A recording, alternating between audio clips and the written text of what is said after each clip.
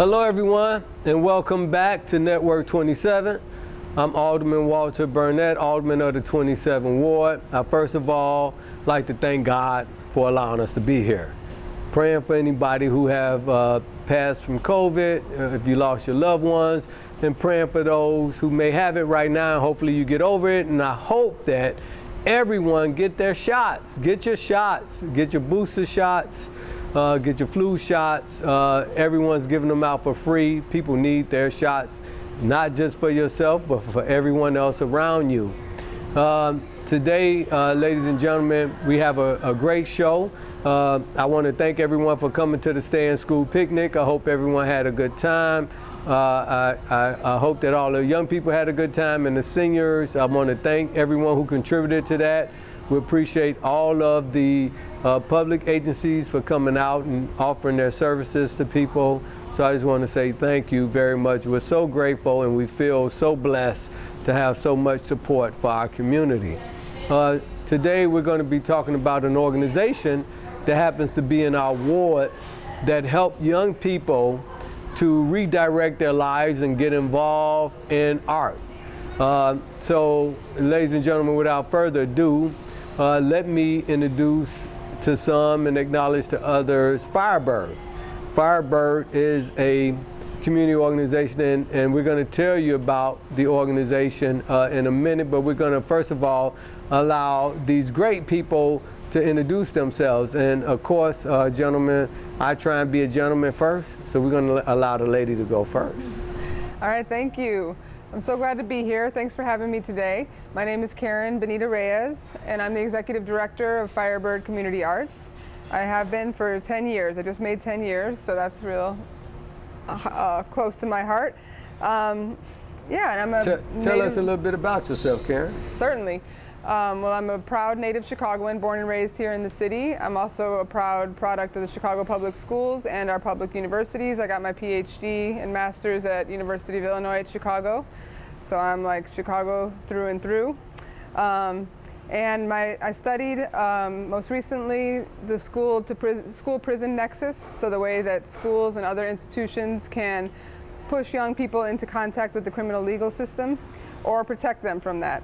And I really realized that a lot of the creative and art making programs, both in schools and outside and near schools, were one of those protective factors that young people were drawn to and would come to voluntarily and set up community there for themselves and for other people. So when I graduated and had the chance to work in that kind of art environment, I was happy to do it and happy to find people like the gentleman I have here with me and the people who are working here to be partners in that project. And so yeah, we've grown and really centered using art making, especially glass blowing and ceramics, as a tool for healing and to empower and connect people and bring together and build community. So, so you have two other folks here with you. We're going to let them introduce themselves, then we're going to talk about what y'all actually do here. So why don't you introduce yourself, sir? I'm Nkosi Barber. I'm the Glassblower manager and mentor, and yeah, that's my title of for the program. So tell us, who are you besides your name? For sure. I'm from the south side of Chicago, Bronzeville, Hyde Park area. I went to Dunbar, Kenwood, and I went to Little Black Pearl. That's on 47. That's where I actually learned how to blow glass at. And then ended up meeting Pearl like a year later after high school. And she told me about this program, and that's how I met like Karen and all them and got to be a part of this program. Fantastic. And why don't you introduce yourself, sir? I'm Deaunata. Been doing glass for a little minute too now. I'm from the west side of Chicago, the North Lawndale community. Gun violence. Gun violence is the reason I really started doing glass blowing. How old are you? I'm 23. Okay. All right, fantastic. What school did you go to? Marshall. I went to Henson for grammar school. I went to Marshall, CCA, and that's really it. Yeah, that's it. I went to Byler too. Oh, you went to Byler? I went to Byler. How you go to Byler all the way from Lawndale, man? You used to stay over here? I was living on Curl. I was living on Curl. Okay. The kids. Okay, you stayed on Curl and Kedzie. Okay, fantastic. He started when he was in 2015. He was just like Yeah, I was a kid. a young thing. He's a young thing. All right. So tell us about this program. Tell us what is Firebird? What do they do here? I'll start with Firebird, and then if it's all right with you, maybe you could take over Project Fire. So Firebird Community Arts is the organization, the nonprofit. We're a nonprofit art studio. We're here on Lake Street in East Garfield Park, and we offer glassblowing and ceramics, as I said, as tools to empower and connect people through the healing practice of art making. So what we're about is bringing in people. We specifically target South and West Side young people, but we also serve like veterans groups. We serve the general public. We serve anybody who feels like they need some help regulating, wants some calming, creative expression and things like that. We've been around in one form or another for like 30 years, and we used to do more outreach into schools.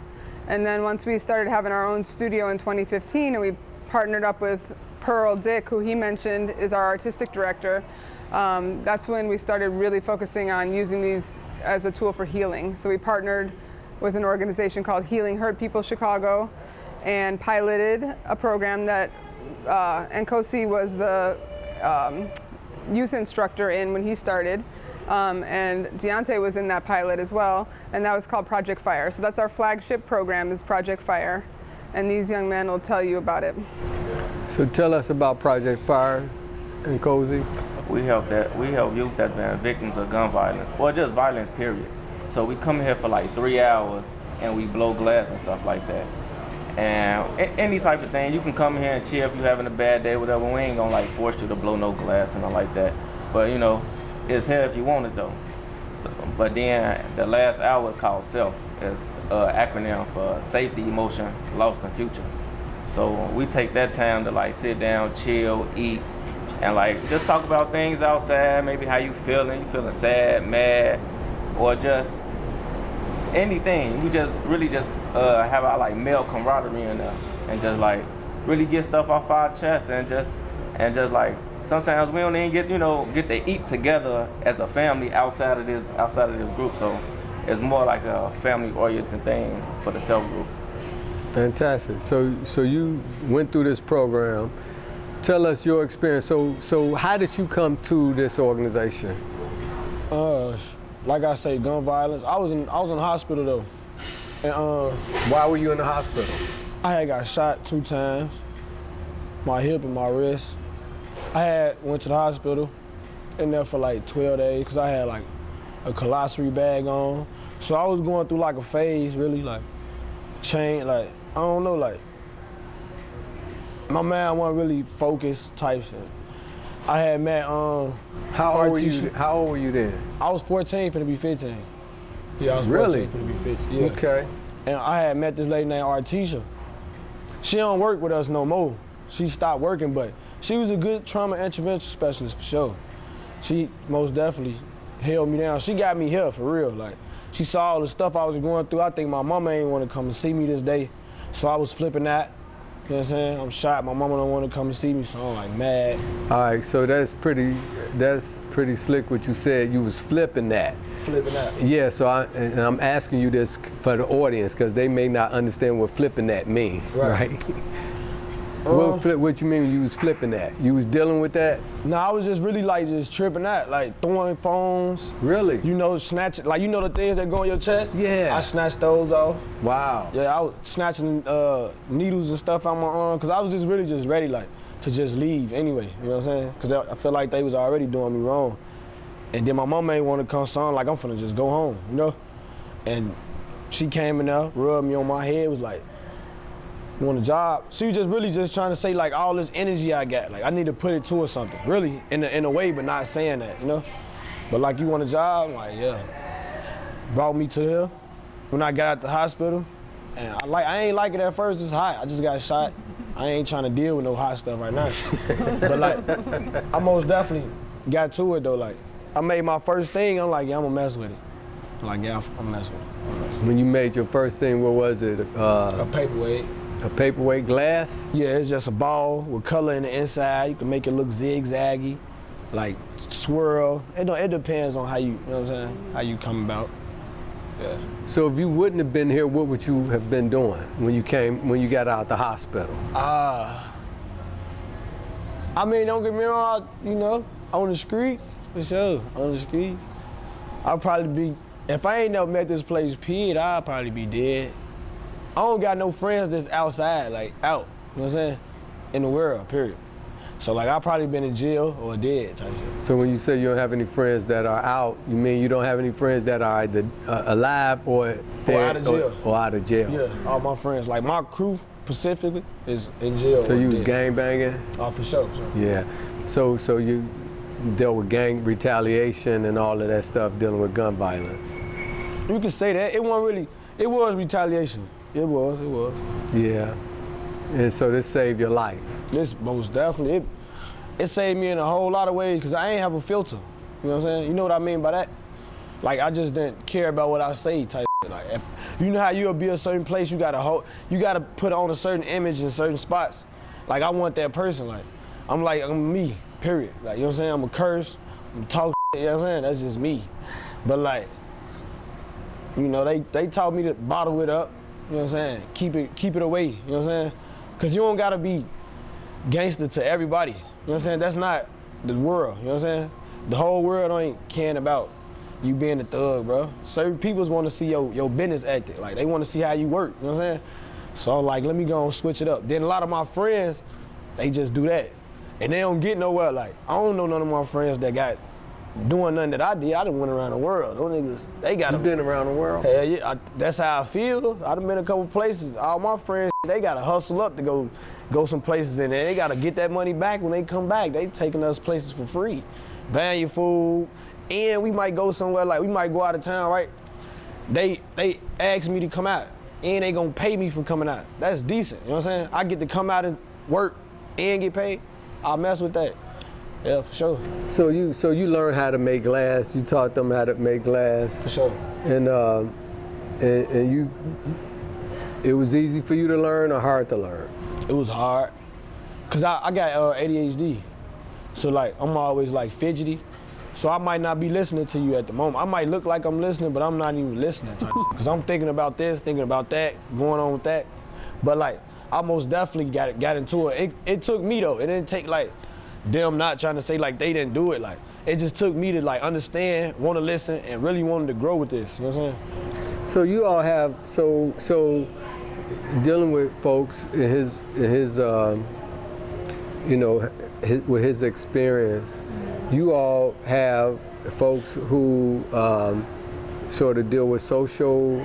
Yeah, so I was going to add that he mentioned Artesia. She was a trauma intervention specialist, which is a specifically trauma-trained social worker. Yeah.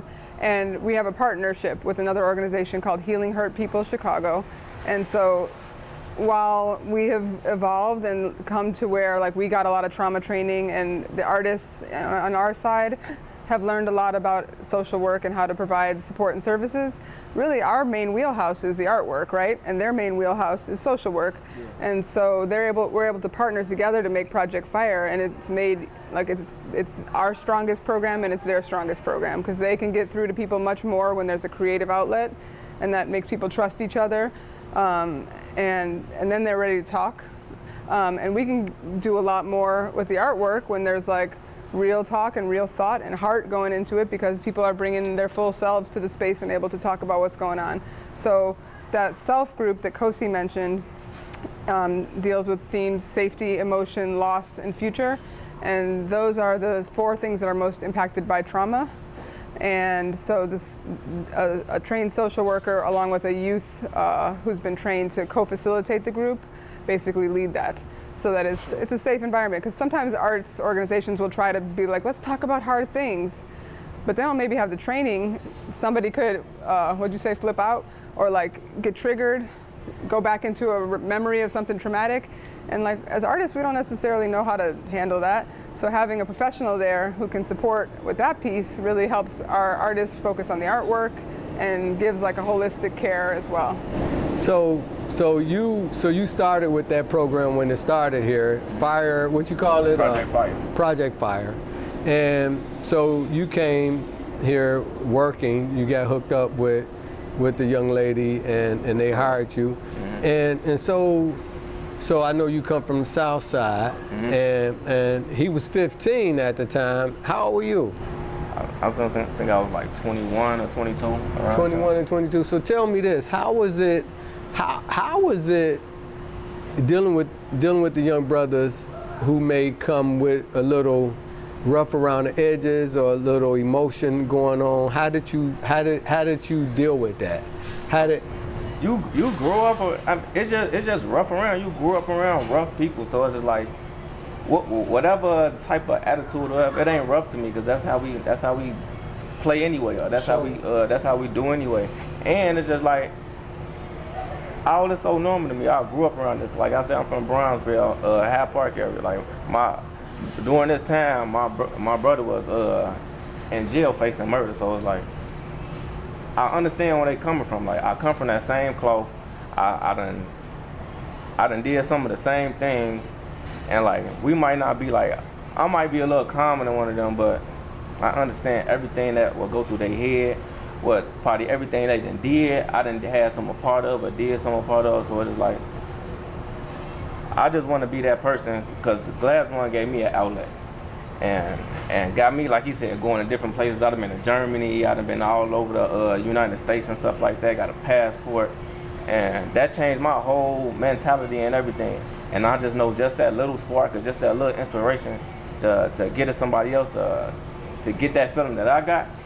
I want to do that for everybody, but all the youth that came up in the like type of position that we came up in. Fantastic. So I feel like war veterans. There's a lot of little kids out here, man, that need this. They war veterans for sure, and they little. You just adapt to this. We was warned at 12 and 13 with a whole nother neighborhood. Like we supposed to be playing with toys and stuff like that. We was outside. Like right now, I just told somebody like a minute ago. I said, go to the park in the black neighborhood and see how many kids you see now.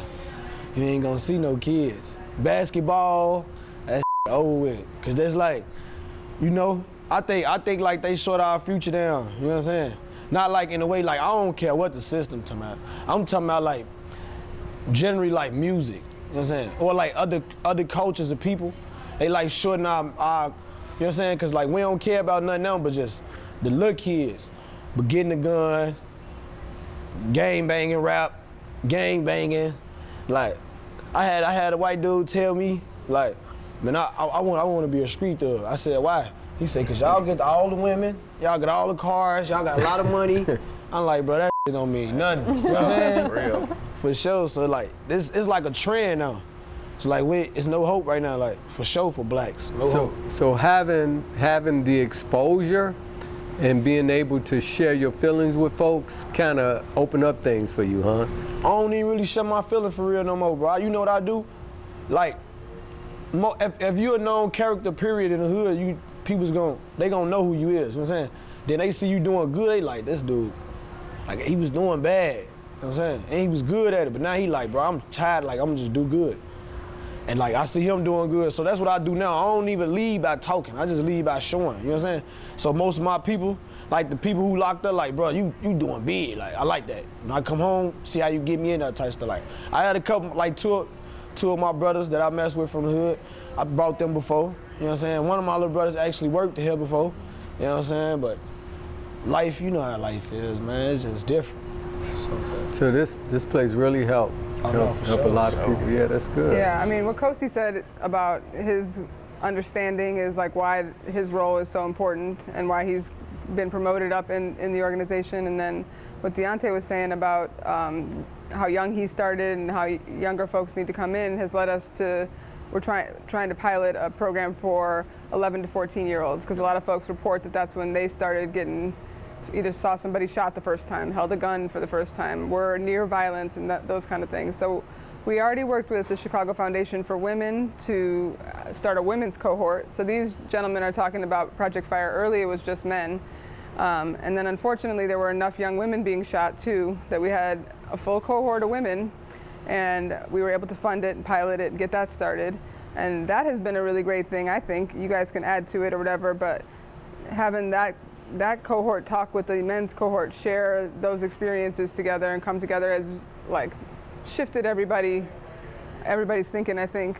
So I just wanted to add that we have a women's cohort too, and we are building a younger cohort as well so that we can maybe do some prevention, try to keep people here and avoid actually getting injured in the first place, as well as working on recovery. So 11 and 12, what grade are you in at 11? I forgot, it's been so long for me. 5th grade or something. 5th grade, 5th and 6th Yeah, that's when grade. I was out. That's when I was out then, cause I was out about that. I the one told them to do the young people thing. You know what I'm saying? Cause I don't even think they really was into that. Like, we was looking at, we probably was doing like only like what that's called after school matters. That ain't nothing. That's just clay. You know what I'm saying? Kids need to realize, get the feel, like they need to understand, like it's good here for sure. Like if you just come here and do after school matters, that's all right. And then have need to do it mentors who can tell them, you know, that all that stuff ain't cool. And go another way. Sometimes it ain't even about telling somebody what ain't cool or what you shouldn't do. It's just leading by example and just doing better for yourself. And then once other people see what you're doing better, they're gonna want to follow. Yeah. You know what I'm saying? It's another black brother doing something good, man. Let me do it for sure. Yeah. That's good. That's good. So why don't you? So what's your position now? What's your title? Man, I just be me for real. I ain't gonna lie, for real. You made up your own title. It's Be Me. Nah, it ain't even that. I just got promoted, but like, it's whatever. Yeah. No, it ain't whatever. But you It's have more a than title. whatever.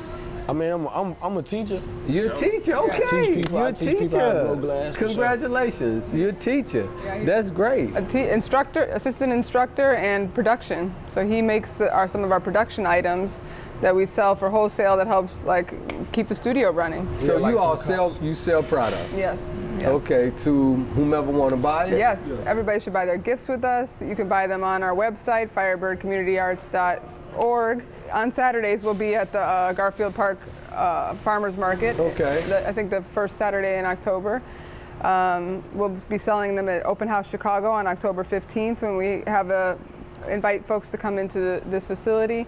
And then we also sell to like wholesale purchasers. Packed with Purpose is one of our partners. They make gift baskets for corporations, but they get like sustainable or locally sourced artwork and items. So we make wine toppers and cocktail stirrers for their baskets, and Deaunata is like expert at cranking those out. Is that right? Yeah. For sure.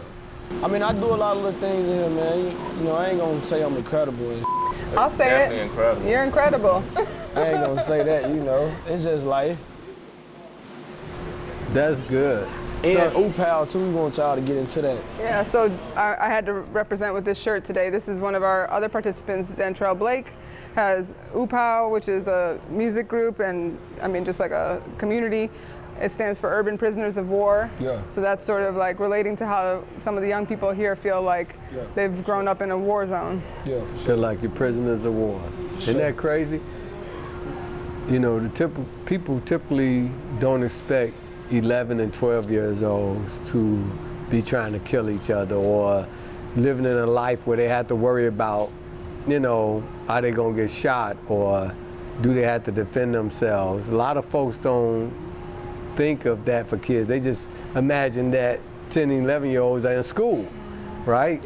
Or in after school programs. You wanna know why they don't think that though? Out here they think that they know that. Like, yeah, that's out here, but like, we got a big world out here, man. This ain't just us. You know what I'm saying? So like, we think my mama, his mama, you know what I'm saying? But like, you got Karen. I ain't thinking like a 12-year-old Pearl. Like, man, that little kid got a gun. Nah, hell no. They like, man, he probably finna go play basketball, that little dude got a gun though. They thinking like he got a basketball or something else in that book bag. That man got a big old gun in there, man. That man like 12 years old. And he really using it, you know what I'm saying? So it's like, I don't know, for real, I just feel like, I told somebody the other day, I wish I was 30. And you don't want to wish you older, you know what I'm saying? People be like, I wish I was young. I wish I was older, man. For real, for real. And that's only saying cause like, you know, maybe the people who I'm like, who I got like problems with, they'll be older enough to be like, man, we ain't on that no more. I'ma just leave it alone. See, like right now I still got worries, you know what I'm saying? Cause it ain't, I can leave it alone, but like that don't mean the people that I had problems with leaving it alone, you know what I'm saying? So like I wish I was 30 to where all these niggas just like washed up. Like, all right, I'm done. I ain't tripping about it though, but like, for sure. So do you think seeing other parts of the world and coming out of the neighborhood, seeing things outside of the neighborhood has helped you to expand your idea of how to live or how you could live? For sure. You remember when he was saying stuff about self, like we had self group? We had this little thing at the end of self group. I think every 3 months we'll do this though. They'll be like, man, what's your goal? Like, what's your 6-month goal? You know what I'm saying? Like what you trying to get in, like what you looking forward into. I used to tell them nothing. Cause I never thought like over 2 days or a day, you know what I'm saying? Cause like anything can happen. I'm finna leave from here, but I gotta go right back into this environment, you know what I'm saying? So like I could die, you know what I'm saying? I get locked up. Anything can happen between this 6 months. So I used to tell them like, I don't gotta go. Everybody else set a goal, like I don't got now. And then once I went out of town, I think I went to Alaska first, right? Yeah, we went to Alaska. I went to Alaska first. I'd never been to Alaska. Don't know nobody who went to Alaska. I've never been to Alaska. Feel what I'm saying? So like when I went there, first time on a plane too. So like all this was like mind blowing. So when I got there, it was like, then they loved me, bro. Like they like, man, you gotta come back, bro. We'll open up a shop for you to just come here and just work. I'm like, dang, that's how they treat you. Like, it's love back home, but like only for my people. Like Project Fire, you get in the hood, you gotta worry about a lot of bull stuff. So I'm like, man, I love this. I wanna do this like more often, like, you know what I'm saying? So it made me start thinking about like future, like I wanna be this type of person when I get this type, you know what I'm saying? I never used to think like that, you know what I'm saying? So like, most definitely changed a lot in my life. This place is a life changer, bro, like seriously. Like I probably would have been cursing this whole time. I'm trying to say cursing words, you know what I'm saying? You trying to save them now? Yeah, like trying to like not say them, say certain words. It slip out because I don't got like, I'm trying to cover my filter up, but like these people's helped me, bro, like gentlemen, you know what I'm saying? That's good. For sure. The other thing I'll add is that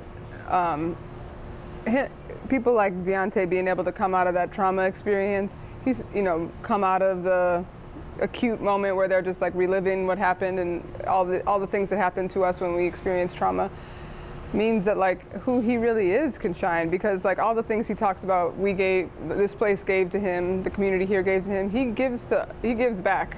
So, you know, his life was changed here, he changes other people's lives, and not just the younger people coming in, but like the staff, myself, the people who work with him. So, you know, we have a real reciprocal idea of teaching and learning. Like, yes, some folks might know more about glass, but like probably whoever they're teaching knows something more about a different field than them. Yeah. So, you know, it just like, to be able to come out of that trauma allows him to teach, to bring the things that he has to teach to our community, because he has a lot to offer that was being repressed by anger, by fear, by trauma, you know? So I just want to emphasize that like, we offer a lot here, but we also gain a lot. It's a cycle. So tell me, so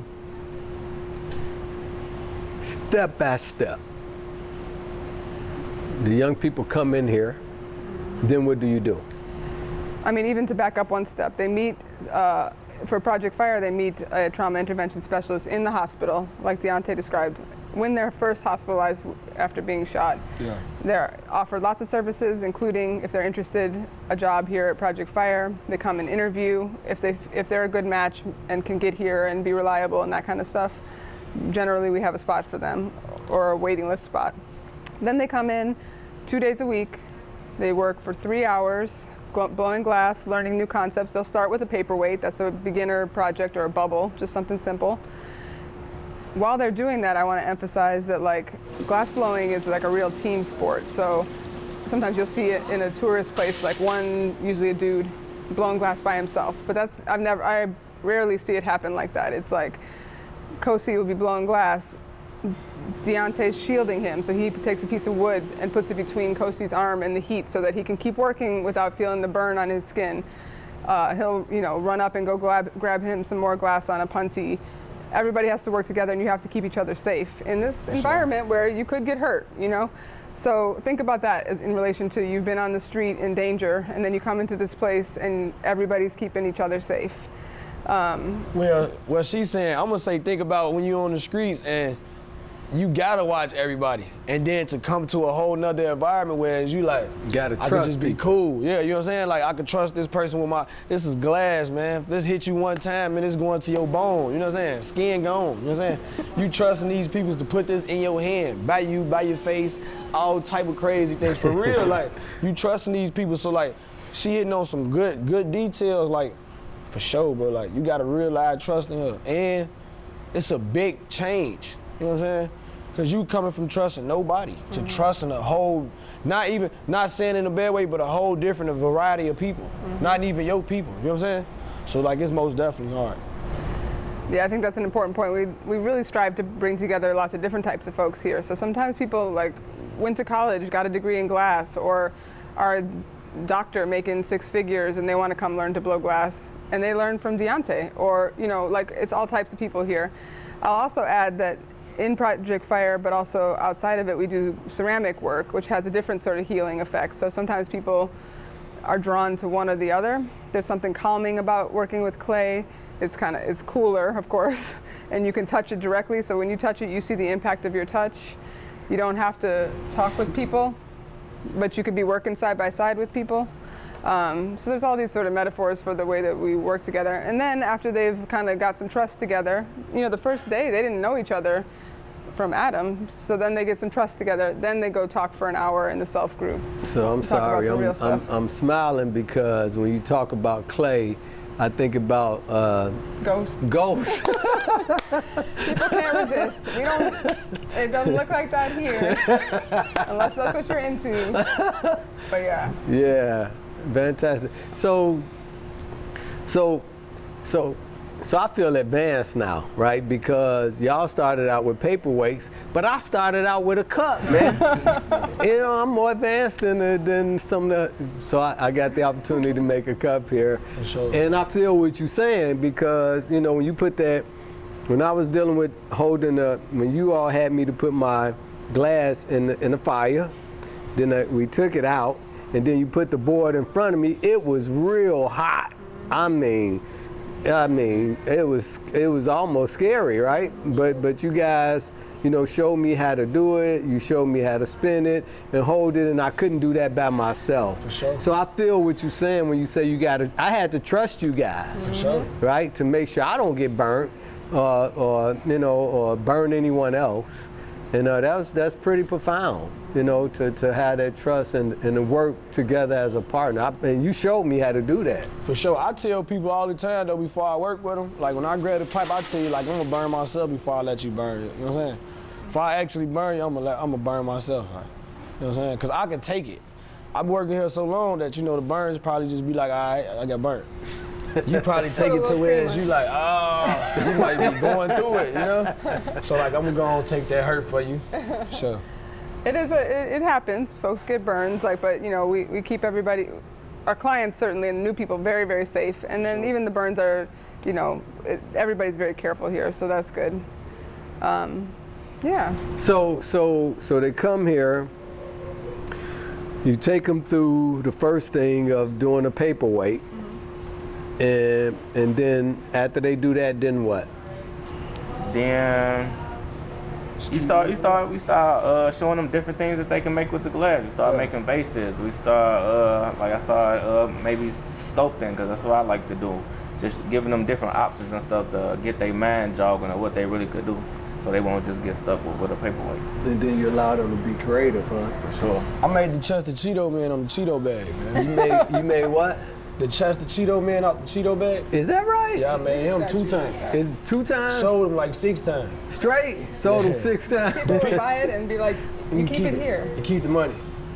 Yeah, they be like, just keep the money and keep the piece, man. Sell it to somebody else. That's great. Yeah, so we really, this is my education nerd part, we believe in like interest-driven approach. So like, instead of, you know, Kosi's great at this, instead of saying like, today we're gonna learn how to do this way, I mean, we teach skills like that, but like it's not like we're gonna make the perfect cup that's this size. It's like, what do you feel like making? What's gonna motivate you to stay here and do this? If it's Chester Cheeto, wonderful. And then he gets to learn, because he's like, how are we gonna construct Chester Cheeto? They draw on the floor with chalk, draw a little sketch, figure out like, first we got to start with this part, then we got to add the arms. I'm making this up because I don't even know, but step by step.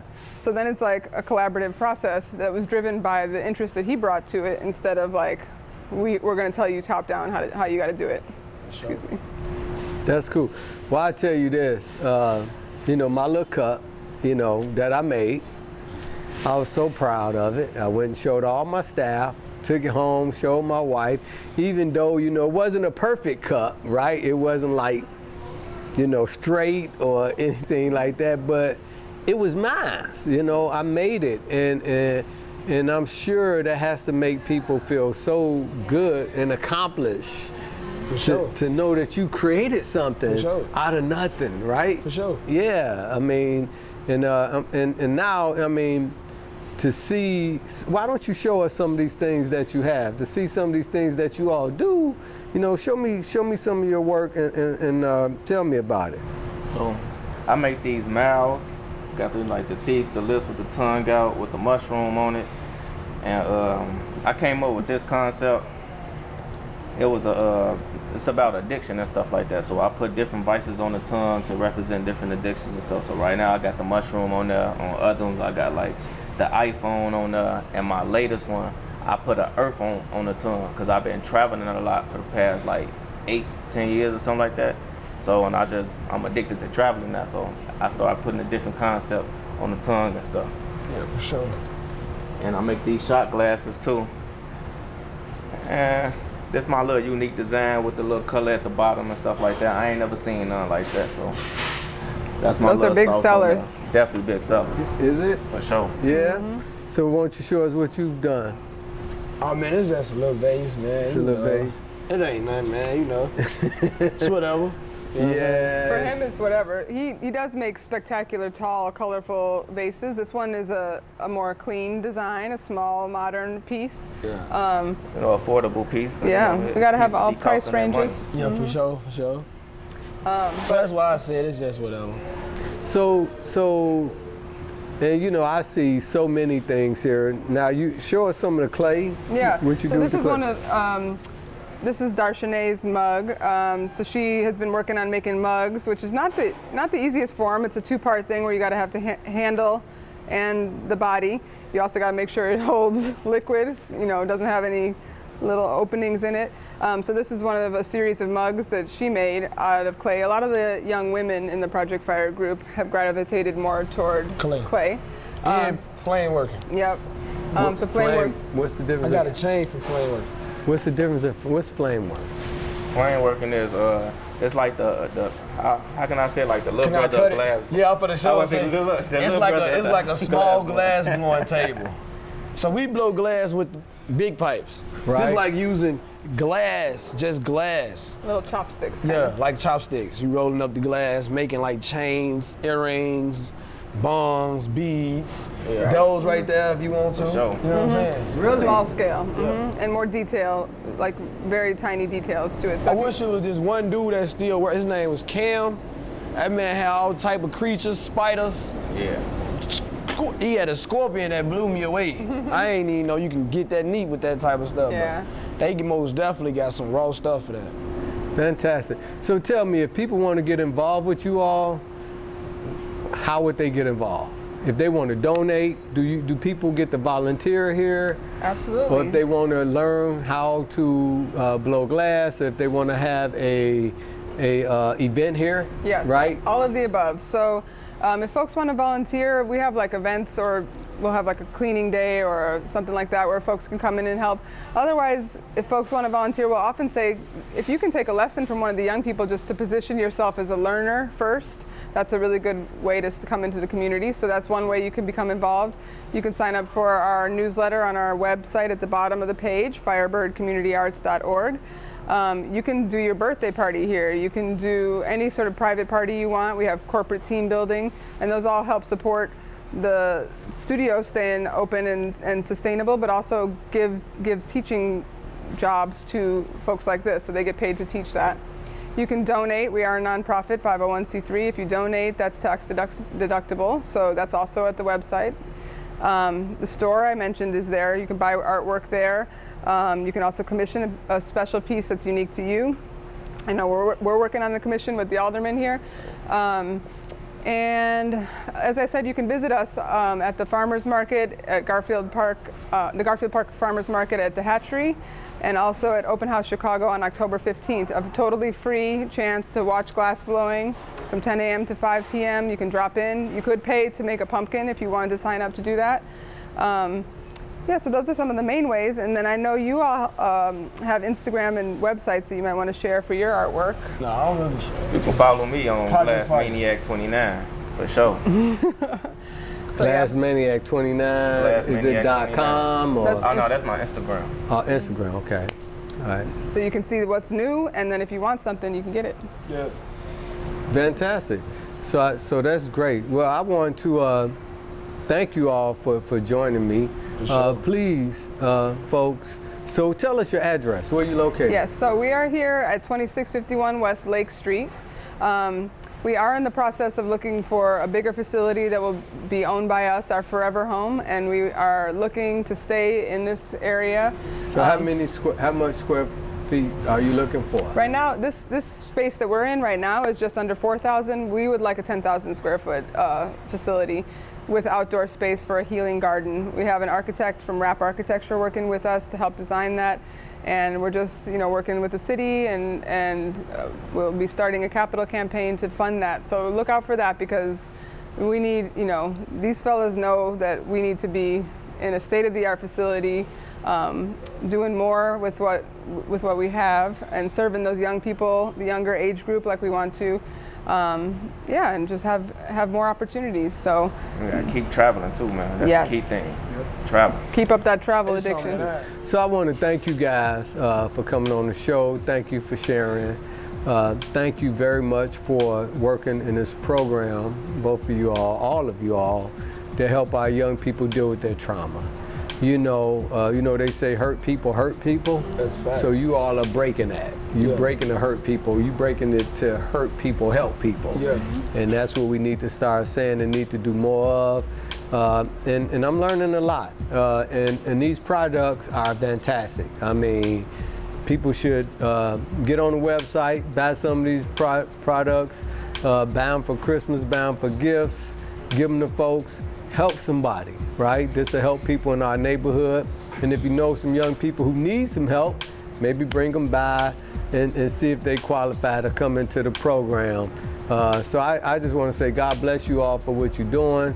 Thank you for helping to save lives and turning people's lives around. Definitely, being able to travel around the world has changed my life.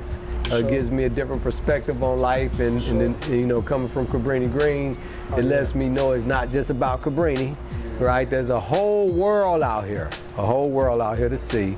So I admire that, and thank you for giving the young people opportunity to be creative and share their gifts, right? It's a great thing. It's a great thing. So yeah, so please everyone, support Firebird. Go to their website, and you see all the great things that they're doing. Let's help them help other people. Thank you all for watching Network 27. I'm Alderman Walter Burnett, and I'd like to thank the great crew from Firebird for doing the show with me and giving us an opportunity to see the jewel that we have in our neighborhood. Thank you very much, and see you next month. God bless.